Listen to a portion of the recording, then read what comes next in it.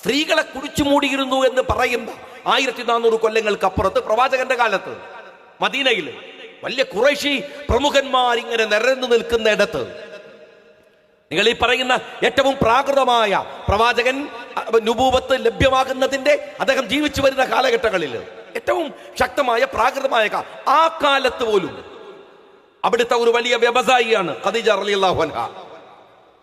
ഈ പറയുന്ന കമ്മ്യൂണിസ്റ്റുകൾ മനസ്സിലാക്കണം, ഖദീജ റളിയല്ലാഹു അൻഹയുടെ കീഴിൽ പ്രവാചകൻ സല്ലല്ലാഹു അലൈഹി വസല്ലം തങ്ങള് തൊഴിലെടുത്തു, ഒരു ജോലിക്കാരനായി ചേർന്നു. അള്ളാഹു അത് നിശ്ചയിച്ചത് എന്തുകൊണ്ടാണ്? ഇസ്ലാമിലുള്ളത് ജെൻഡർ ഇക്വാലിറ്റി എന്ന് പറയുന്ന തട്ടിപ്പല്ല, ജെൻഡർ ജസ്റ്റിസ് ആണ്. നീതിയാണ് വേണ്ടത്, നീതിയാണ് ഉണ്ടാവേണ്ടത്. അങ്ങനെ വിചാരിക്കുന്ന ഒരു ഒരു ഒരു കാഴ്ചപ്പാട് ഞങ്ങൾക്കുണ്ട്. ഞാൻ ചോദിക്കുന്നത്, പനമരം പഞ്ചായത്ത് ഞങ്ങൾ എടുത്തു, അതൊരു വനിതയുടെ പ്രസിഡന്റ് ആകേണ്ടുന്ന പഞ്ചായത്താണ്. ഞങ്ങൾ നോക്കി, മുസ്ലിം വനിതകളുണ്ട് അവിടെ, ഒന്നൊന്നല്ല, ഒന്നിൽ കൂടുതലുണ്ട്. അവിടെ നോക്കുമ്പോൾ എന്നാൽ കൊള്ളാവുന്നത്, കൂടുതൽ ആളുകൾക്ക് അഭിപ്രായമുള്ളത് ഈ ആദിവാസി വനിത പ്രസിഡന്റ് ആവട്ടെ എന്നാണ്. ഞങ്ങളാക്കി. CPM-കാരന് അതിൽ ചൊറിയുന്നതിൽ, അതിൽ ദേഷ്യം പിടിക്കുന്നത്, നിങ്ങൾ എന്തു രാഷ്ട്രീയ പാർട്ടി എന്നാണെന്ന് പറയുന്നത്, നിങ്ങൾ ഏത് വിപ്ലവ പാർട്ടിയാണ്, ഏതു തരത്തിലുള്ള എന്നിട്ട് പറയുന്ന അപകടം ഇതാണ്. എന്താണെന്നറിയുമോ? അടുത്ത തെരഞ്ഞെടുപ്പിലെങ്ങാനും ഈ മുസ്ലിം ലീഗുകാരൻ വോട്ട് ചോദിച്ചു വന്നാൽ അവനെ പഠിപ്പിച്ചു വിടണമെന്നാണ്. എന്തുതരം രാഷ്ട്രീയമാണ് യഥാർത്ഥത്തില്? ഞാൻ നേരത്തെ പറഞ്ഞ പോലെ നിങ്ങൾ ജനങ്ങളിൽ ആർക്കു വേണ്ടിയും നിന്നിട്ടില്ല. ഇവിടുത്തെ മുസ്ലിം കമ്മ്യൂണിറ്റിയെ സംബന്ധിച്ചിടത്തോളം പിന്നെയും നമുക്കറിയാം, ഇപ്പോ കോൺഗ്രസുമായി മുസ്ലിം ലീഗിന് ഏറ്റവും ശക്തമായ രാഷ്ട്രീയ ബാന്ധവമുണ്ട്.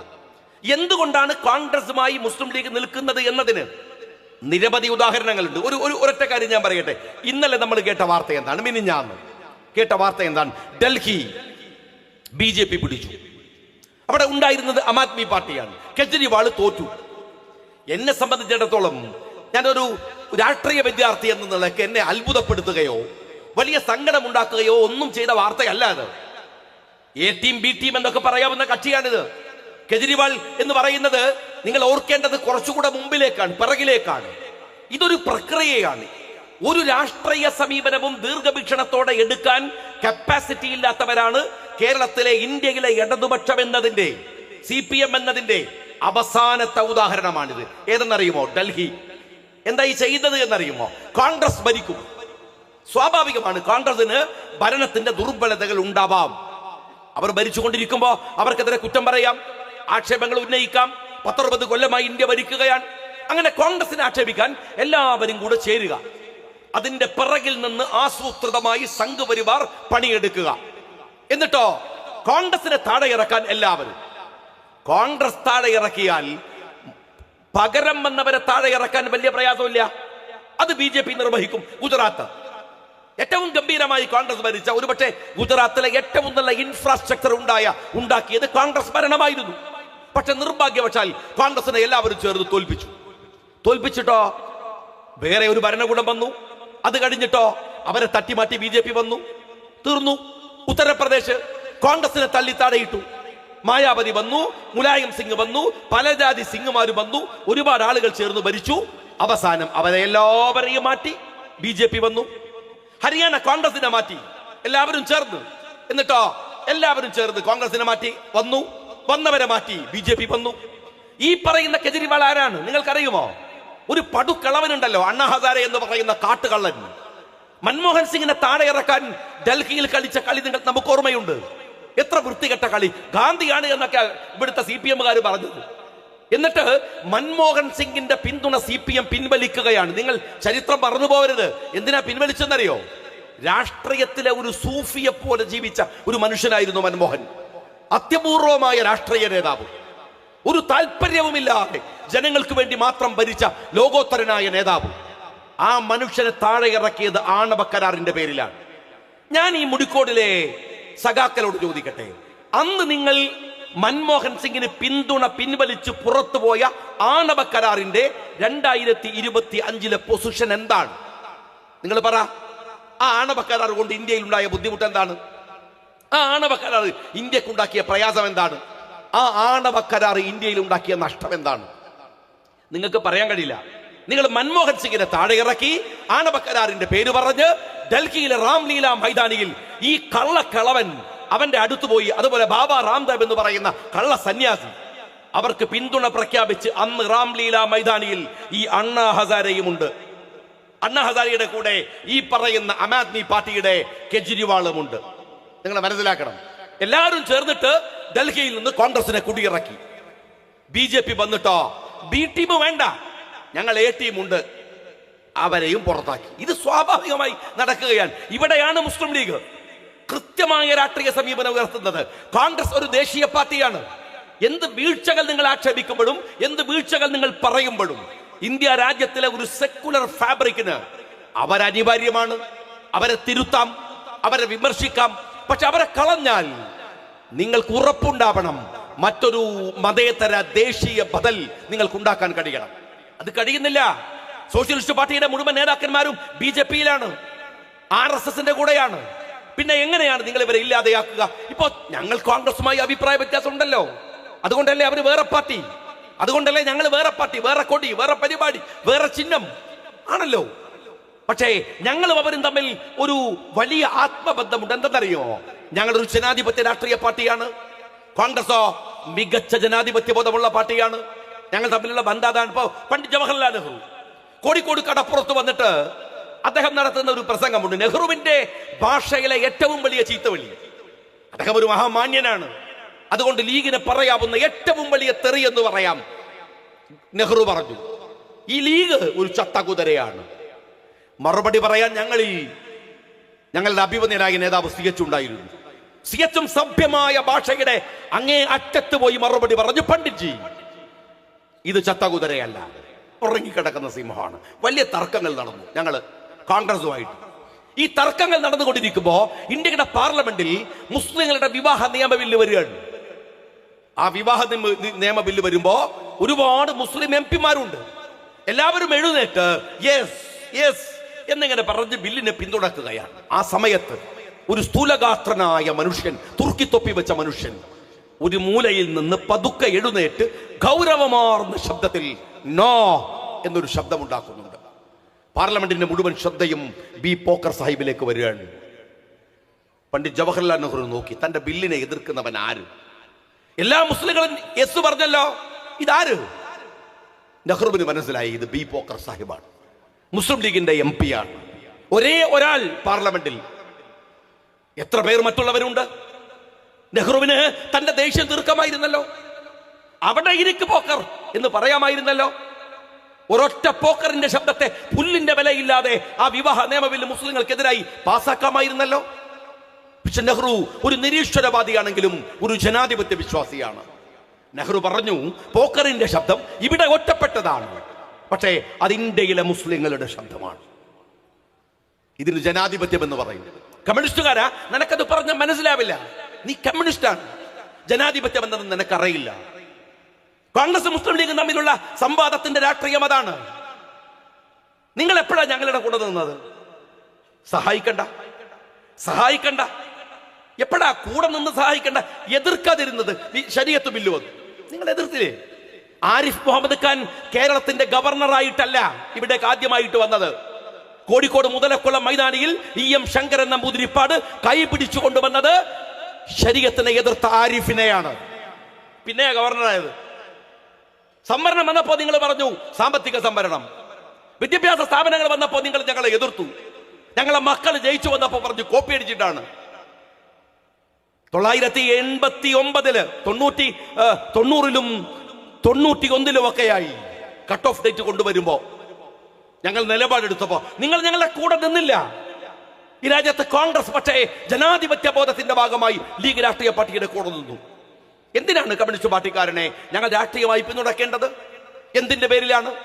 ഏത് രാഷ്ട്രീയ സമീപനത്തിന്റെ പേരിലാണ്? നിങ്ങൾ എന്നും അടിസ്ഥാനപരമായി ഒരു ജനതയെ പിറകിൽ നിന്ന് കുത്താനുള്ള സൗകര്യങ്ങൾ ഉണ്ടാക്കുകയും ചെയ്യുകയും ചെയ്തവരാണ് എല്ലാ കാലത്തും. ജനാധിപത്യത്തിന്റെ പേരിൽ അങ്ങനെ ഞാൻ പറഞ്ഞു വന്നതാണ്. കേരളത്തിൽ പോലും ഇപ്പോൾ നടക്കുന്നത്. എല്ലാവരും ഒരുമിച്ചിട്ടുണ്ട്. സംഘപരിവാർ, മറുഭാഗത്ത് CPM. ഇതിൽ പറയുന്ന അപകടകരമായ വ്യതിയാനങ്ങളുണ്ട്. എല്ലാ സമുദായങ്ങളും അത് തിരിച്ചറിയാൻ കഴിയുന്നില്ല മൈനോറിറ്റിക്കെങ്കിൽ. എല്ലാവരും പോയിപ്പെടും. എങ്ങനെയാണ് BJP കേരളം ഭരിക്കുക എന്ന് വിചാരിക്കുന്നവരുണ്ടോ? ഉണ്ടെങ്കിൽ ഒന്ന് ആസാമിലേക്ക് പോ. ആസാമിൽ പോയാൽ മതി. ആസാമിൽ ഇതിലെ ഈ കേരളത്തിനേക്കാൾ കൂടുതൽ മുസ്ലിങ്ങളുടെ പെർസെന്റേജ് ഉള്ള സ്റ്റേറ്റ് ആണ്. മെജോറിറ്റി ആയ സ്റ്റേറ്റ് ആണ്. മുസ്ലിം ലീഗിനുള്ള അത്രയും അതിനേക്കാൾ അധികം MLA മാരും MP മാരും. നമുക്കറിയില്ലേ, അജ്മൽ എന്ന് പറയുന്ന നമ്മുടെ നാട്ടിലൊക്കെ എന്താണ് ഊത് വിൽക്കുന്ന അജ്മൽ എന്ന് പറയുന്ന അത്ര വ്യാപാരിയില്ലേ, അദ്ദേഹത്തിന്റെ ഒരു പാർട്ടിയുണ്ട് അവിടെ. അജ്മൽ ഖാന്റെ പാർട്ടിയുണ്ട്. 10-20 MLA മാരുണ്ട്. ആ ആസാം ഭരിക്കുന്നത് BJP ആണ്. ആളുകൾക്കിടയിൽ ഭിന്നിപ്പുണ്ടാക്കി BJPക്ക് വരാൻ നേരിട്ട് വരില്ല. ഈ കഴിഞ്ഞ തവണയും പിണറായി വിജയനെ പിന്നെയും കൊണ്ടുവരുമ്പോ BJP വോട്ടുകൾ കുറച്ചവരെ സഹായിക്കുന്നത്, തൃശൂരിൽ സുരേഷ് ഗോപിയെ കൊണ്ടുവരാൻ ശ്രമിക്കുന്നത്, അവർ തമ്മിലുള്ള കേസുകൾ ഒത്തുതീർപ്പാക്കുന്നത്, മലപ്പുറം പോലെയുള്ള ഒരു ജില്ലയെ ആസൂത്രിതമായി ഒരു ക്രിമിനൽ ഡിസ്ട്രിക്റ്റായി പ്രഖ്യാപിക്കാൻ പരിശ്രമിക്കുന്നത് ഈ സംഘി പരിവാറിന്റെ പണിയാളുകളായി ഇവർ ചെയ്തുകൊണ്ടിരിക്കുന്നതാണ്. പകരം അവർക്ക് കേരളത്തിലെ ഭരണം. എന്താ കാര്യം എന്നറിയോ? കോൺഗ്രസിനെ തട്ടിമാറ്റാൻ പ്രയാസമുണ്ട് BJPക്ക്. അതുകൊണ്ട് ബിനാമി ഗവൺമെന്റുകളെ കൊണ്ടുവരും. BJP അവരെ തട്ടിമാറ്റി യഥാർത്ഥ BJP ഇറങ്ങി വന്ന് ഭരിക്കും. ബംഗാളിൽ അത് സാധ്യമല്ലാത്തത് നിങ്ങൾ ഓർമ്മിച്ചു വെക്കണം. മമതാ ബാനർജിയെ പോലെ ഒരു മികവുറ്റ ഭരണാധികാരി, ഒരു ആന്റി BJPക്കാരി അവിടെ ഉണ്ടായിരുന്നു എന്നതുകൊണ്ട് മാത്രമാണ്. കേരളത്തിലും സംഭവിക്കുന്നത് സംഘി കമ്മ്യൂണിസ്റ്റ് കൂട്ടുകെട്ടുകൾ ഒറ്റക്കെട്ടായി നിന്ന് കോൺഗ്രസിനെ തുരത്തുക എന്ന രാഷ്ട്രീയത്തിന്റെ കൂടെ നിൽക്കുകയാണ്. അവിടെ നിൽക്കാൻ ലീഗിന് കഴിയില്ല. അത് മാത്രമേ ഉള്ളൂ രാഷ്ട്രീയം. അവിടെ നിൽക്കാൻ പറ്റില്ല. ഞങ്ങളുടെ അഭിമന്യനായ നേതാവ് അഹമ്മദ് സാഹിബ്, അദ്ദേഹത്തിന്റെ ഓർമ്മകൾ ഇന്നലെയും മിനിഞ്ഞാന്നും ഒക്കെ നമ്മൾ പുതുക്കുകയുണ്ടായി. അല്ലാഹു അദ്ദേഹത്തിന്റെ പരലോക ജീവിതം സുഖപ്രദമാക്കി കൊടുക്കുമാറാവട്ടെ. എല്ലാ ഘട്ടങ്ങളിലും മനോഹരമായി ഈ രാഷ്ട്രീയ ബന്ധത്തിന്റെ ഇട ചേർത്തു വെക്കാൻ അദ്ദേഹം നടത്തിയിരുന്ന ഒരു പരിശ്രമമുണ്ട്. കേന്ദ്രത്തിലായാൽ പോലും ഞങ്ങൾ ജനാധിപത്യത്തിന്റെ സൗന്ദര്യത്തെ നുകർന്നുകൊണ്ട് ഈ രാജ്യത്ത് നിൽക്കണമെന്ന് വിചാരിക്കുന്ന ഒരു രാഷ്ട്രീയ സംവിധാനമാണ്. നിങ്ങൾ അങ്ങനെയല്ല. CPM-കാരാ, ഞാൻ നിങ്ങളോട് ചോദിക്കട്ടെ, നിങ്ങൾ ഈ ബജറ്റിനകത്ത് പോലും നിങ്ങൾക്ക് വിവരമില്ല എന്ന് പിന്നെയും ജനങ്ങളെ ബോധ്യപ്പെടുത്തും വിധം ഇന്ന് കേരളത്തിൽ ചർച്ച ചെയ്യപ്പെടുന്ന വിഷയം എന്താണ്?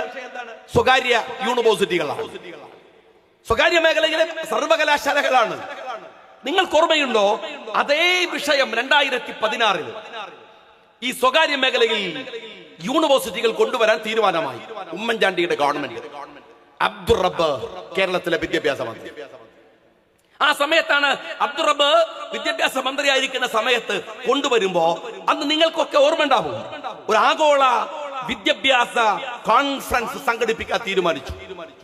ആർക്കായിരുന്നു? TP ശ്രീനിവാസനായിരുന്നു അന്ന് അതിന്റെ ചുമതലയുണ്ടായിരുന്നത്. ഒരു നയതന്ത്രജ്ഞനായ TP ശ്രീനിവാസൻ. ആ മനുഷ്യന് കോട്ടിട്ടിട്ട് അദ്ദേഹം ആ മീറ്റിംഗിന്റെ അടുത്തേക്ക് അടുക്കുമ്പോഴേക്കും അയാളെ തെരുവില് ഈ കുട്ടിയുടെ ചിത്രം ഇപ്പോഴും യൂട്യൂബിലുണ്ട്. അച്ഛന്റെ പ്രായമുള്ള ഈ മനുഷ്യനെ തെരുവിൽ വലിച്ചു തള്ളിയിട്ടിട്ട് കരിയോയിൽ ദേഹത്ത് ഒഴിച്ചു. ആ TP ശ്രീനിവാസൻ ജീവിച്ചിരിപ്പില്ലേ? അപ്പോ ഇന്ന് TVക്ക് അദ്ദേഹം കമന്റ് കൊടുത്തല്ലോ, പറയാനുള്ളത് പറഞ്ഞല്ലോ. എന്നിട്ട് അയാൾ ജീവിച്ചിരിക്കെ സഖാവെ ഒരു പാട്ട് കേട്ടിട്ടില്ലേ നിങ്ങൾ? പുഷ്പനെ അറിയാമോ? സഖാവിനെ അറിയാമോ? പുഷ്പനെ ആ പാട്ടൊന്നുകൂടെ വെക്ക്, പുഷ്പന്റെ ആത്മാവ് കേൾക്കട്ടെ. ഞാനിങ്ങനെ പുഷ്പന് മരിച്ചു കിടക്കുന്ന സമയത്ത് TVയിൽ അതിന്റെ ലൈവ് ഇങ്ങനെ കാണിക്കുകയാണ്.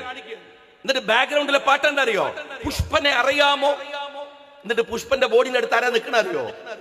MP നികേഷ് കുമാർ, MP രാഘവന്റെ മകൻ. അപ്പം വെക്കണ്ട പാടന്റെ പാട്ട് തന്നെയാണ്. പുഷ്പനെ അറിയാമോ? ആരുടെ ചോദിക്കണത്? നികേഷിനോടാണ്. എന്താ വെച്ചാൽ എന്റെ അച്ഛനെ വന്നപ്പം വെടി കൊണ്ടിട്ട്, പോലീസിന്റെ വെടി കൊണ്ടിട്ട് കിടക്കണതാണ്, അന്ന് കിടന്ന കിടപ്പാണ്, ഇപ്പൊ മരിച്ചുപോയി എന്ന് നികേഷിനോട് പറയാൻ. ഞാൻ സഖാക്കളോട് ചോദിക്കുന്നത്, ആ പാട്ടൊന്നുകൂടെ വെക്കടോ. പുഷ്പനെ അറിയാമോ? അന്ന് ശ്രീനിവാസനെ വലിച്ച് തള്ളി താഴെയിട്ടു നിങ്ങൾ. ഞങ്ങൾ വിദേശ യൂണിവേഴ്സിറ്റികൾ കൊണ്ടുവരാൻ തീരുമാനിച്ചിരുന്നതിനൊരു രാഷ്ട്രീയമുണ്ട്. കൃത്യമായിട്ട് കേരളത്തിലെ വിദ്യാർത്ഥി സമൂഹത്തിന് അറിയാം. ഇന്ന് +2 കഴിഞ്ഞാൽ +2 തന്നെ പ്രയാസമാണ്. +2 കഴിഞ്ഞാൽ എവിടെ പോയി പഠിക്കാനാണ്? കൊള്ളാവുന്ന കുട്ടികളൊക്കെ, ഇത്തിരി തലച്ചോറുള്ള കുട്ടികൾ, ഇത്തിരി സൗകര്യമുള്ളവർ ഒക്കെ പുറത്തു പോവാണ്. ഒന്നുകിൽ കേരളത്തിന് പുറത്ത്, അല്ലെങ്കിൽ വിദേശത്തേക്ക്. കഴിഞ്ഞ വർഷത്തില് വിജയരാഘവൻ എന്ന് പറയുന്ന വർഗീയ രാഘവന്റെ പ്രസംഗം ഉണ്ടായിരുന്നു. എന്റെ കയ്യിൽ ആ പ്രസംഗം. അയാൾ പറയാൻ, കുട്ടികളെ നിങ്ങൾ വിദേശത്ത് പോവരുത്, ഇവിടെ പഠിക്കാൻ സൗകര്യമില്ലേ, ഇവിടെ ചേരണ്ടേ. എന്താ പറയാൻ കാരണം അറിയോ? ഇയാളുടെ ഭാര്യയാണ് കേരളത്തിലെ ഉന്നത വിദ്യാഭ്യാസ മന്ത്രി ബിന്ദു. അതുകൊണ്ട് പറയാണ് എന്റെ മോനെ വിടൂല. നിങ്ങൾ വിടണ്ട. ഈ പൊട്ടം വിദ്യാഭ്യാസ മന്ത്രിമാർക്കിടയിരുന്ന മക്കളെ ഇവിടെ പഠിപ്പിക്കാൻ അങ്ങനെ പറഞ്ഞേക്കുന്നവർ പറഞ്ഞേക്കട്ടെ. ശിവൻകുട്ടിനൊക്കെ വിശ്വസിച്ച് കുട്ടികളെ ഇവിടെ നിർത്താൻ പറ്റുള്ളൂ? വിജയരാഘവന്റെ ഭാര്യ ബിന്ദുവിനൊക്കെ വിശ്വസിച്ച് ഇവിടെ നിർത്താൻ പറ്റുമോ? ഈ വിദ്യാഭ്യാസം, ഈ സർവകലാശാല ഞങ്ങൾ കൊണ്ടുവരാൻ ശ്രമിച്ചപ്പോ നിങ്ങൾ എന്താ ചെയ്തത്? അന്ന് എന്താ നിങ്ങൾ പറഞ്ഞത്? നിങ്ങളുടെയൊക്കെ തലയിൽ ഓളം വരാൻ എത്ര കൊല്ലം കഴിയണോ? അതുവരെ ഈ കുട്ടികൾ കാത്തിരിക്കണോ?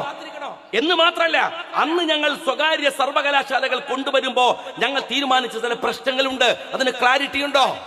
എന്താണെന്നറിയോ? ഫീസ്. ആ ഫീസ് നിശ്ചയിക്കുന്നതിന് മാനദണ്ഡം ഉണ്ടാവണം. ഇപ്പുണ്ടോ?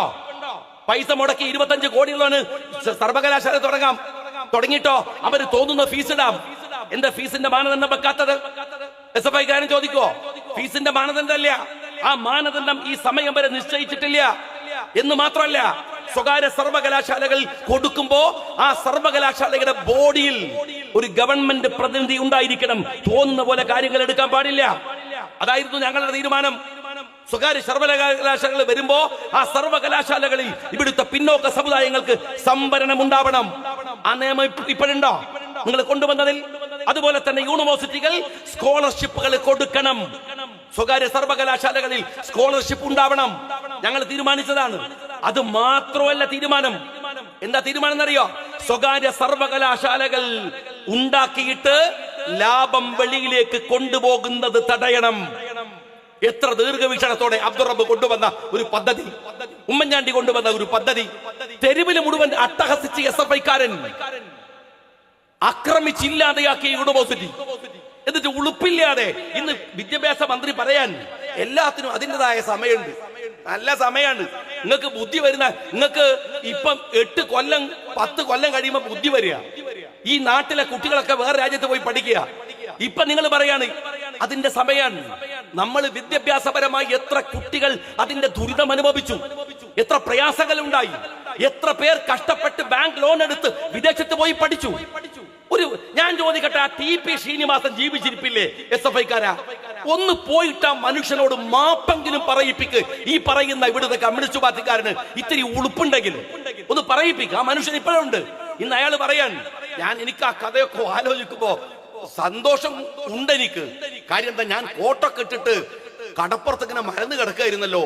ആ മനുഷ്യനെ തള്ളിയിട്ടതാണ്. ആ സീൻ ഇപ്പോഴും TV-യിൽ കാണിക്കുന്നുണ്ട്. പക്ഷെ ആ മനുഷ്യൻ ഒരു മാന്യനായതുകൊണ്ട് അയാൾ പറയാൻ, കോട്ടൊക്കെ ഇട്ട് ഞാനിങ്ങനെ നിലത്ത് കിടക്കുന്ന സീന് കാണുമ്പോ ഈ തീരുമാനം വന്നപ്പോൾ എനിക്ക് സന്തോഷമുണ്ടെന്ന്. SFI കാരൻ, കമ്മ്യൂണിസ്റ്റ് പാർട്ടിക്കാരൻ, ഒരു മിനിമം സെൻസ്. നിങ്ങൾ എന്തൊരു അന്തംഗമ്മികളാണല്ലോ നിങ്ങൾ. ലോകത്ത് വരുന്ന ഒരു മാറ്റവും നിങ്ങൾക്ക് അറിയില്ല. ഇപ്പൊ മെനഞ്ഞാ നിങ്ങളെ ഗോവിന്ദ മാഷ് പ്രസംഗിക്കുന്നത് നിങ്ങൾ കേട്ടില്ലേ? എന്താ ഗോവിന്ദ മാഷ് പറഞ്ഞ കാര്യങ്ങൾ മെനഞ്ഞാന്ന് പറയാണ്. സഹോദരന്മാരെ, AI വന്നു കഴിഞ്ഞിരിക്കുന്നു. എപ്പം? മെഞ്ഞാന്നാ അല്ലെങ്കിൽ കഴിഞ്ഞ ആഴ്ചയോ? എന്റെ ഗോവിന്ദ മാഷ്, ഇതൊക്കെ ലോകം ചർച്ച ചെയ്ത് തുടങ്ങിയിട്ട് എത്ര മാസങ്ങളായി, വർഷങ്ങളായി. നിങ്ങളറിയോ, ഞങ്ങൾ MSF-ന്റെ ഒരു AI സെമിനാറിലേക്ക്, AI-യുമായി ബന്ധപ്പെട്ട ഒരു സെമിനാറിൽ ഒരു കൊല്ലം മുമ്പ് സംസാരിച്ചത് എനിക്ക് ഓർമ്മയുണ്ട്. കോഴിക്കോട് ജില്ല MSF-ന്റെ ഗോവിന്ദ മാഷ് എന്താന്ന് പറയാണ്, AI വന്നു. എന്നിട്ട് രസം കാര്യങ്ങൾ അയാൾ പറയാണ്, എന്റെ ഫോണിൽ AI ഉണ്ട്, നിങ്ങളുടെ ഫോണിൽ AI ഉണ്ട്. എന്നിട്ട് അയാൾ AI-നെ കുറിച്ച് വിശദീകരിക്കാണ്. എന്താ AI എന്നറിയോ? എന്റെ ഒരു സഹോദരൻ, എന്റെ ഒരു കൂട്ടുകാരൻ കണ്ണൂരിലെ കടപ്പുറത്ത് നിന്ന് ഫോട്ടോ എടുത്തു. അവരും ഭാര്യ ഒരുമിച്ച് നിൽക്കുന്ന ഫോട്ടോ. ആ ഫോട്ടോ AI-യുടെ കയ്യിൽ കൊടുത്തപ്പോ ഇവരേതോ ഒരു മഞ്ഞുമലകളുടെ മുകളിൽ നിൽക്കുന്ന ഫോട്ടോ ആയിട്ട് വന്നു. എന്തൊരു അത്ഭുതമാണ്. എന്റെ ഗോവിന്ദ മാഷ്, ഈ ആപ്പൊക്കെ മൊബൈലിൽ വന്നിട്ട് ഒരു 10 കൊല്ലായി. ഞാൻ അറിയാനായിട്ട് പറയാണ്, ഏതിൽ ചെറിയ കുട്ടികളെ കൈ കൊടുത്താൽ ഓല് ഇത് ഫോട്ടോഷോപ്പ് ആപ്പാണ്, ഇതാണ് AI എന്ന് വിചാരിച്ചു ഉത്തർക്കങ്ങള്. AI എന്നൊക്കെ പറഞ്ഞ എന്താണ് എന്ന് ഗോവിന്ദ മാഷ്ക്ക് വല്ല വിവരമുണ്ടോ? കഴിഞ്ഞ 1-2 ആഴ്ചയായിട്ട് ലോകത്ത് മുഴുവൻ ഇതിനെ കുറിച്ചുള്ള ചർച്ചയാണ്. AI എന്ന് വെച്ചാൽ ഗൂഗിള് പോയി. ഇപ്പൊ നമ്മളെ കുട്ടികളൊക്കെ ഗൂഗിൾ സെർച്ച് ചെയ്യലാണ്. ഗൂഗിൾ എന്ന് പറയുന്നത് ഓൺലി ഇൻഫർമേഷൻ ആണ്. എന്നാൽ AI-യിൽ വരുമ്പോ, ChatGPT-യിലേക്ക് വരുമ്പോ അങ്ങനെയല്ല. ChatGPT-യോട് ചോദിച്ചാൽ പറയാത്ത ഉത്തരമില്ല. മനുഷ്യനേക്കാൾ എത്രയോ മുകളിൽ നിന്ന് ഉത്തരം പറയും. ഇപ്പൊ നിങ്ങൾക്ക് ഒരു സിനിമയുടെ തിരക്കഥ വേണോ, നിങ്ങൾക്കൊരു തിസീസ് വേണോ, നിങ്ങൾക്ക് നിങ്ങളുടെ ഈ നാടിനെ കുറിച്ച് ഒരു ചരിത്രം വേണോ, സെക്കൻഡുകൾ കൊണ്ട് നിങ്ങൾക്ക് ChatGPT തരും. എന്ന് വെച്ചാല് ഒരു 10-20 മെമ്മറി പ്ലേസിൽ നിന്നല്ല, ഒരു 60-ലധികം വരുന്ന മെമ്മറിയിൽ നിന്ന് പ്രോസസ് ചെയ്തിട്ടാണ് ഇത് ഉത്തരവുണ്ടാക്കുന്നത്. ചാറ്റ് GPT പോയി, ഞാൻ വിശദീകരിക്കണില്ല, പെട്ടെന്ന് പറയാം. ചാറ്റ് GPT കഴിഞ്ഞു. ഇപ്പത്തെ പുതിയ വെർഷൻ എന്താ അറിയോ നിങ്ങള്? ചാറ്റ് GPT നിന്നും പോയിട്ട് 03 ആണ്. 03യെ കുറിച്ച് പറയുന്നത് ഹൈലി ഇന്റലിജന്റ് ആയിട്ടുള്ള, അത്രമേൽ സൂപ്പർ ഇന്റലിജന്റ് ആയിട്ടുള്ള ഒരു സംവിധാനമാണ് 03 എന്ന് പറയുന്നത്. ചാറ്റ് GPT കഴിഞ്ഞു. ഈ 03 മൾട്ടിപ്പിൾ പ്രോസസ് വഴി ഉത്തരം തരും. അതാണ് 03 എന്ന് വെച്ചാൽ ഇതിന്റെ ടോട്ടൽ LLM എന്ന് പറയും, ലാർജ് ലേണിംഗ് മോഡൽ എന്നാണ് ഈ സിസ്റ്റത്തിന് പറയുക. ഇതിന്റെ ഒരു കോമൺ പ്ലാറ്റ്ഫോം ആണ് OpenAI. സാം ആൽട്മാൻ അതിന്റെ CEO ആണ്. അദ്ദേഹത്തെ മാറ്റി, പിന്നെ തർക്കണ്ടായി, അദ്ദേഹത്തെ പിന്നെയും തീരുമാനിച്ചു. നമുക്കറിയാലോ, അങ്ങനെ ലോകത്ത് ഈ AI-യുടെ രംഗത്ത് ഒരുപാട് ഇലോൺ മസ്കിനെ പോലെയുള്ള ആളുകളുടെ ഒക്കെ വലിയ തർക്കങ്ങൾ കഴിഞ്ഞ മാസങ്ങളിൽ, കഴിഞ്ഞ ആഴ്ചകളിൽ ലോകത്ത് മുഴുക്കെ നടന്നു. ഇതാണ് AI-യുമായി ബന്ധപ്പെട്ട ഒരു കാര്യം. ഇതില് ഇങ്ങനെ നടക്കുന്നതിനിടയിൽ നിങ്ങൾക്കറിയാലോ, ഈ ചൈന എന്ന് പറഞ്ഞാൽ ലോകത്ത് പല രാജ്യങ്ങൾക്കും ഒരു പ്രശ്നമാണ്. കാരണം വളരെ കഷ്ടപ്പെട്ട് അമേരിക്കയോ ജപ്പാനോ കോടികൾ മുടക്കിയിട്ട് ഒരു സാധനം കണ്ടുപിടിക്കും. 2 ദിവസം കൊണ്ട് ചൈന അതിന്റെ ഡ്യൂപ്ലിക്കേറ്റ് ഇറക്കും. ഇത് ലോകത്ത് എപ്പോഴും എല്ലാ കാര്യത്തിലും നടക്കുന്ന കാര്യമാണ്, എല്ലാത്തിലുള്ള പ്രശ്നമാണ്. ചൈന എന്ത് ചെയ്ത ഞങ്ങള് ചാറ്റ് GPTയുടെ പുതിയ 03 പുതിയ വെർഷനൊക്കെ വന്നിട്ട് ഇതാ ഈ LLM-ൽ പുതിയ മാറ്റം വരുന്നു, ആർട്ടിഫിഷ്യൽ സൂപ്പർ ഇന്റലിജൻസ് വരാൻ പോവാണ് എന്നൊക്കെ സാം ആൽട്മാൻ വലിയ വർത്തമാനം പറഞ്ഞിരിക്കുന്ന സമയത്ത് അതാ ചൈന വന്നിട്ട് ഡീപ് സീക്ക് ഇറക്കുന്നു. കഴിഞ്ഞ ആഴ്ചയിൽ ഡീപ് സീക്ക് വന്നതോടുകൂടെ നിങ്ങൾ മനസ്സിലാക്കണം, ആപ്പിൾ സ്റ്റോറിൽ നിന്ന് അത്ഭുതകരമാം വിധത്തിലുള്ള ഡൗൺലോഡുകൾ ഉണ്ടായി. ലോകം വിറങ്ങലിച്ചു. ഒരൊറ്റ ദിവസം മാത്രം $600 ബില്യൺ NVIDIA അടക്കമുള്ള ചിപ്പ് നിർമ്മാതാക്കൾക്കടക്കം നഷ്ടമായി. $1 ട്രില്യൺ. നമുക്ക് എണ്ണി തീർക്കാനാവില്ല. കോടി നഷ്ടം വന്ന് അമേരിക്ക അങ്ങനെ വിറങ്ങലിച്ച് നിൽക്കുന്ന സമയത്താണ് ചൈന ഈ രംഗത്ത് വരുന്നത്. ചൈന എന്ന് മാത്രമാണ് ഗോവിന്ദൻ കേട്ടത്. അപ്പൊ തന്നെ മൂപ്പർ ഇറങ്ങി. ചൈന എന്ന് പറഞ്ഞപ്പോൾ മൂപ്പർ വിറയിൽ കയറി വന്നു. അങ്ങനെ മൂപ്പർ എന്നിട്ട് പറഞ്ഞതാണ് ഈ മഹാപൊട്ടത്തരം. ഞാന് ചെറുതായിട്ടൊരു എക്സാമ്പിൾ പറയാം ഗോവിന്ദനോട്. അത് ഈ ഫോട്ടോഷോപ്പിന്റെ പരിപാടിയല്ല, മിനിമം എന്താണെന്നറിയാം, മിനിമാണ് കേട്ടോ. അതാണ് AI എന്ന് വിചാരിക്കേണ്ട. ചാറ്റ് GPTയിലോ 03-ലോ കയറിയിട്ട് നിങ്ങൾ ചോദിക്കുക ഹു ഈസ് ഗോവിന്ദൻ മാഷ്. അപ്പൊ ചാറ്റ് GPT തിരിച്ചു കൊണ്ട് ചോദിക്കും ഏത് ഗോവിന്ദൻ മാഷ്. അപ്പൊ നമ്മൾ പറയാ താനൂരിന്ന് എന്താണ് ട്രെയിനിൽ അപ്പം കയറ്റിയിട്ട് എറണാകുളത്ത് കൊണ്ടുപോയി വൈകുന്നേരം അപ്പം വിറ്റ് താനൂരിൽ തന്നെ തിരിച്ചു വരാം എന്ന അബദ്ധം പറഞ്ഞ ഒരാൾ ഉടൻ ചാറ്റ് GPT ഓ ഗോവിന്ദൻ. ഇതാണ് ചാറ്റ് GPT ചെറിയ സാധനം. ഒരാളെ ഫൈൻഡ് ചെയ്യാൻ ഒരു പ്രയാസമില്ല. ഒറ്റ ഒരു നിങ്ങളെ കുറിച്ചുള്ള ഒരു ട്രോള് മതി. അത്ര ഇന്റലിജന്റ് ആണ് ഈ പറയുന്ന സാധനം. അത് മാത്രമൊന്നല്ല ഗോവിന്ദ മാഷോട് ഞാനൊരു തമാശ പറഞ്ഞതാണ്. ഗോവിന്ദ മാഷോട് ഞാനൊരു കാര്യം പറയാം. ഈ AI രംഗത്ത് നിൽക്കുന്ന ആധുനിക പ്രശ്നം എന്താണെന്നറിയോ? ധാർമ്മികതയുടെ പ്രശ്നമാണ്. ഇപ്പോ ഏറ്റവും അടുത്ത് ഫലസ്തീനിൽ യുദ്ധം ചെയ്യാൻ AI വെപ്പണുകൾ ഇസ്രായേൽ ഉപയോഗിച്ചു എന്ന് വരെ വാർത്ത വരുന്നു. ഒരു ഭാഗത്ത്. മറുഭാഗത്ത് ഇതിന്റെ അനന്തമായ പ്രശ്നങ്ങൾ. നമ്മളുടെ ഇപ്പൊ ഏറ്റവും ചുരുങ്ങിയ ഒരു കാര്യം ഞാൻ പറയാം. ന്യൂറ ചിപ്പ് എന്നൊരു ചിപ്പുണ്ട്. ഈ ന്യൂറ ചിപ്പ് എങ്ങനെയാണെന്ന് ഞങ്ങള് ഈ ചിപ്പിന്റെ തലച്ചോറിൽ ഫിറ്റ് ചെയ്താൽ ഞാൻ എന്താണോ വിചാരിക്കുന്നത് അത് പുറത്തുനിന്ന് ഫൈൻഡ് ചെയ്യാൻ പറ്റും. ഇപ്പൊ ഈ അധ്യക്ഷന്റെ തലയിൽ, ഇപ്പൊ നമ്മളെ അധ്യക്ഷന്റെ തലയിൽ ന്യൂറ ചിപ്പ് ഫിറ്റ് ചെയ്താൽ എനിക്ക് മനസ്സിലാവും ഈ ചങ്ങായി ഇതെപ്പാ നിർത്തുക, ഇവന് പറയണേ പോണ്ടില്ലെന്ന് ആലോചിച്ച് നോക്കുക. എനിക്കത് മനസ്സിലാവും. ന്യൂറ ചിപ്പ് മറ്റൊരുത്തൻ്റെ സ്വകാര്യമായ വിചാരങ്ങൾ പോലും ലോകത്ത് കൊടുക്കും. ഞാനിപ്പോൾ ഈ അടുത്ത് നമ്മളെ വാഫി കുട്ടികളുടെ പരിപാടി എറണാകുളത്ത് നടക്കുമ്പോൾ ഞാൻ ഉസ്താദിനോട് ചോദിച്ചു, ഹക്കീം ഉസ്താദിനോട് ചോദിച്ചു, അവിടെ സംസാരിക്കുമ്പോൾ ചോദിച്ചു ന്യൂറ ചിപ്പിന്റെ കാലം. കുട്ടികളോട് ഞാൻ പറഞ്ഞു, കുട്ടികളെ ഇതാ ഈ പഴയ തലമുറയിലെ നമ്മളുടെ ഹക്കീം ഉസ്താദ് അടക്കമുള്ളവർ ഇതാ ഉത്തരവാദിത്തം നിർവഹിച്ച് നിങ്ങളെ പുറത്തിറക്കിയിരിക്കുന്നു. നിങ്ങളുടെ ഉത്തരവാദിത്തം അതല്ല. അതാണ് പുതിയ തലമുറയുടെ വെല്ലുവിളി എന്ന് പറയുന്നത്. ഇപ്പൊ ന്യൂറ ചിപ്പ് ഉണ്ട്. ഇപ്പോ നമ്മളൊരു ഇഫ്ല് ക്ലാസ് അല്ലെങ്കിൽ ഒരു കോളേജ് തുടങ്ങുക, ഖുർആൻ 30 ജുസും പഠിപ്പിക്കുന്ന ഒരു കോളേജ് തുടങ്ങുക. കോളേജ് തുടങ്ങുമ്പോൾ നമ്മളവിടെ എത്രമാത്രം അധ്വാനമുണ്ട്. എന്നാൽ ഹക്കീം ഉസ്താദ് പോയിട്ട് ഇലോൺ മസ്കുമായിട്ട് ഒരു ഡിസ്കഷൻ നടത്തിയിട്ട് ഒരു 100 കുട്ടികളുടെ തലയിൽ ഈ ഹാഫിൽ ആവാൻ ഒരു ചിപ്പ് പിടിപ്പിച്ചാൽ ഹാഫിൽ ആവും സെക്കൻഡ് കൊണ്ട്. ഇത് സംഭവിക്കും. അതിന്റെ ഫിഖ് എന്താണ്? ഇസ്ലാം അങ്ങനെ കാലാതീതമായി നിൽക്കുന്ന ഒരു പ്രത്യയശാസ്ത്രമല്ലേ? കാലത്തോട് സംവദിക്കുന്ന പ്രത്യയശാസ്ത്രമല്ലേ? നമ്മുടെ കുട്ടികൾ കൂടുതൽ ബാധ്യതകളുള്ള ഒരു ലോകത്തേക്ക്, ചിന്താപരമായ ലോകത്തേക്ക് പോവാണ്.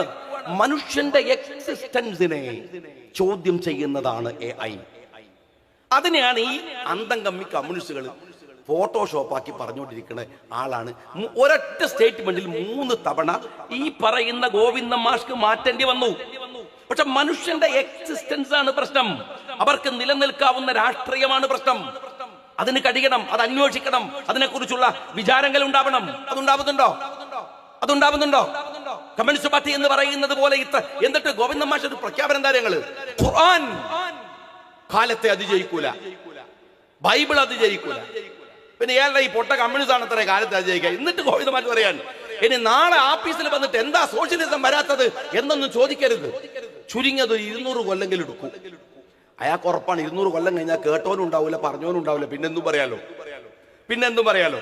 ഈ ജാതി ഒരു വള്ളിയും പുള്ളിയും തെറ്റാത്ത ഖുർആൻ ഇപ്പോഴും മനുഷ്യന്റെ മുമ്പിൽ 1400 കൊല്ലങ്ങൾക്ക് ശേഷം ഇപ്പോഴും ഉണ്ട്. അപ്പോഴാ പറയണത്, അപ്പോഴാ ഇത് സംസാരിക്കണത്. ഞാൻ നിങ്ങളോട് പറയുന്നത് യഥാർത്ഥത്തില് ജനഹിതത്തെ കുറിച്ച് മാത്രമല്ല, ജനങ്ങളുമായി സംവദിക്കാനുള്ള സംവിധാനത്തെ കുറിച്ച് മാത്രമല്ല, അവരുടെ പ്രശ്നങ്ങളിൽ പോലും. മാർക്സിസ്റ്റ് പാർട്ടിയുടെ പാർട്ടി സമ്മേളനം നടക്കുകയല്ലേ, ജനങ്ങളോട് നിങ്ങൾ സംസാരിക്കുക. നിങ്ങൾ 8 കൊല്ലമായി 8.5 കൊല്ലമായി ഭരിക്കുകയാണ്. സാധനങ്ങളുടെ വില എവിടെയാണ്? ഞങ്ങളുടെ കറന്റിന്റെ ചാർജ് എത്ര തവണയാ വർദ്ധിപ്പിച്ചത്? ഞങ്ങളുടെ പെട്രോൾ സെസ് നിങ്ങൾ എത്ര തവണയാ വർദ്ധിപ്പിച്ചത്? ഞങ്ങളുടെ ഓരോ ജീവിതത്തിലെ ഓരോ ഇടങ്ങളിലും ഒരു ആശുപത്രിയിലെ OP ടിക്കറ്റ് നിങ്ങൾ എപ്പോഴാ വർദ്ധിപ്പിച്ചത്? ഞങ്ങൾ വാങ്ങുന്ന മരുന്നിന്റെ വില എത്രയാ കൂടിയത്? ഞങ്ങളുടെ മക്കളുടെ ഫീസ് എത്രയാ കൂടിയത്? ഓരോ കാര്യങ്ങൾ പരിശോധിച്ച് നിങ്ങൾ ഈ 8.5 കൊല്ലത്തിന് ശേഷം നിങ്ങളല്ലേ ഭരിക്കുന്നത്. മാർക്സിസ്റ്റ് പാർട്ടിയുടെ ഏതെങ്കിലും ഒരു സമ്മേളനത്തിൽ ഈ വിഷയം ചർച്ചയായോ? എന്താ പ്രസംഗം? ഒന്ന് ഗോവിന്ദന്റെ പ്രസംഗം, മുസ്ലിങ്ങൾക്കെതിരെ വർഗീയത ആരോപിക്കുക.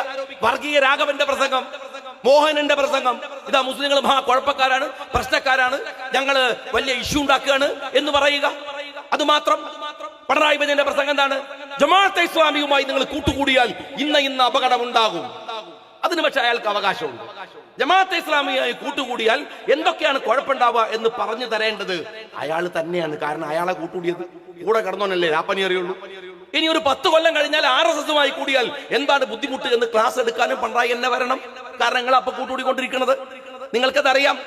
ഞാൻ ചോദിക്കുന്നത്, ജനങ്ങളുടെ അടിസ്ഥാനപരമായ ഏത് പ്രശ്നത്തെയാണ് നിങ്ങൾ ഏറ്റവും മിനിമം ഞാൻ ചോദിക്കട്ടെ.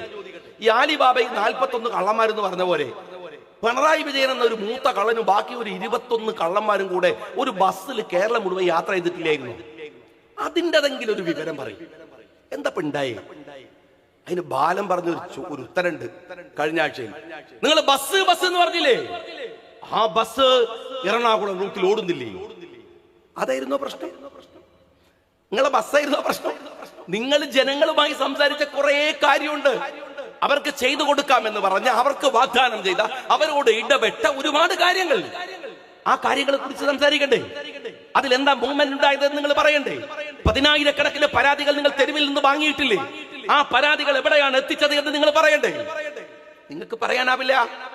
നിങ്ങൾ അങ്ങനെ പറയാവുന്ന ഒരു രാഷ്ട്രീയം ഉണ്ടാക്കിയിട്ടില്ല. അതുകൊണ്ട് ഞാൻ CPM-നോട് പറയുന്നത്, ജനഹിതത്തിന്റെ വിഷയത്തിലായാൽ നിങ്ങളൊരു ഭരണ പരാജയം എന്ന് കൃത്യമായി മോദിയെ പോലെ തെളിയിച്ചു കഴിഞ്ഞു. മോദി എങ്ങനെയാണോ ഹിന്ദു വികാരത്തെ കച്ചവടം ചെയ്ത് വോട്ടാക്കി മാറ്റുന്നത്, അതിന് തുല്യമാം വിധത്തിൽ കേരളത്തിലെ പൊതുസമൂഹത്തിൽ വർഗീയതയെ പ്രചരിപ്പിച്ച് വോട്ടാക്കി മാറ്റുക. അതാണ് ഇതുവരെ മുസ്ലിം വോട്ട് കിട്ടാൻ പലതും ഇറക്കിയവരാണ്. സദ്ദാം ഹുസൈൻ അടക്കം ഉപയോഗിച്ചവരാണ്. ഇന്നതല്ല, അത് മാറി, ടോണ് മാറി. ഇന്ന് മുസ്ലിം വിരുദ്ധതയുടെ ഒരു വോട്ടുണ്ട്. ഇവിടെ കാസയെ പോലെ അപകടകരമായ RSS രൂപഭാവങ്ങളുള്ള സംഘടനയുണ്ട്.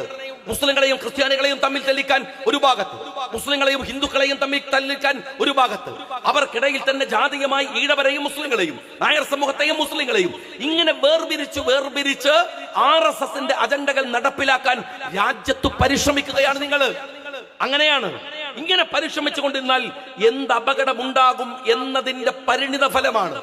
ഞാൻ കഴിഞ്ഞ ആഴ്ചയിൽ പറഞ്ഞു, നിങ്ങൾ ഒറ്റ കാര്യത്തിന് ഉത്തരം പറയണമെന്ന് പറഞ്ഞ് ഞാൻ പറഞ്ഞു, തലശ്ശേരി കലാപം മാത്രം.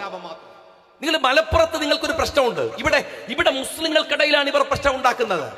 മുസ്ലിങ്ങൾക്കിടയിൽ കുഴപ്പമുണ്ടാക്കുക, മതസംഘടനകൾക്കിടയിൽ ഇടപെടാവുന്ന തരത്തിൽ നുഴഞ്ഞു കയറിയും അല്ലാത്ത തരത്തിലും കയറി പ്രശ്നങ്ങൾ ഉണ്ടാക്കുക, അതിന് പറ്റിയ ആളുകളെ ചേർത്ത് പിടിക്കുക, മുസ്ലിങ്ങൾക്കിടയിൽ കുഴപ്പം. എന്നാൽ നിങ്ങൾ തലശ്ശേരിയിലേക്ക് പോയാൽ, നിങ്ങൾ കണ്ണൂരിലേക്ക് പോയാൽ, നിങ്ങൾ നാദാപുരത്തേക്ക് പോയാൽ, നിങ്ങൾ വടകര താലൂക്കിലേക്ക് പോയാൽ, അവിടെ മറ്റ് സമുദായങ്ങളുമായി മുസ്ലിങ്ങളെ തമ്മിൽ തല്ലിക്കുക, എന്നിട്ട് അവിടെ അതിന്റെ രാഷ്ട്രീയ സ്വാധീനത്തിന്റെ വോട്ടുകൾ ഉണ്ടാക്കാൻ ശ്രമിക്കുക. എത്രമാത്രം അപകടകരമായിട്ടാണ് ഒരു രാഷ്ട്രീയ പാർട്ടി ഇവിടെ പ്രവർത്തിച്ചു കൊണ്ടിരിക്കുന്നത് എന്നത് പരിശോധിക്കേണ്ടുന്ന ഒരു കാര്യമാണ്. ഞാൻ എന്റെ പ്രിയപ്പെട്ട സഹോദരന്മാരോട് പറയുന്നു, അതുകൊണ്ട് തന്നെ ഉത്തരവാദിത്ത ബോധത്തോടെ വർഗീയമായി ജനങ്ങളെ ചേരിതിരിക്കാൻ ശ്രമിക്കുന്ന രാഷ്ട്രീയത്തിനെതിരെ ഒരു ഗൗരവപ്പെട്ട കൂട്ടായ്മയും കൂടിച്ചേരലുകളും ഉണ്ടാക്കിയെടുക്കാനുള്ള പരിശ്രമത്തിലാണ് ഒരുപക്ഷെ ഈ പൊതുയോഗം അടക്കമുള്ള പൊതുയോഗങ്ങളിൽ നിങ്ങളുടെ ഇടപെടലുകൾ ഉണ്ടാവേണ്ടത് എന്ന് വിചാരിച്ചുകൊണ്ട് അഭിവാദ്യങ്ങൾ നേർന്നുകൊണ്ട് ഞാൻ എന്റെ വാക്കുകൾക്ക് വിരാമം കുറിക്കുന്നു. നിങ്ങൾക്ക് നന്ദി. ജയ്.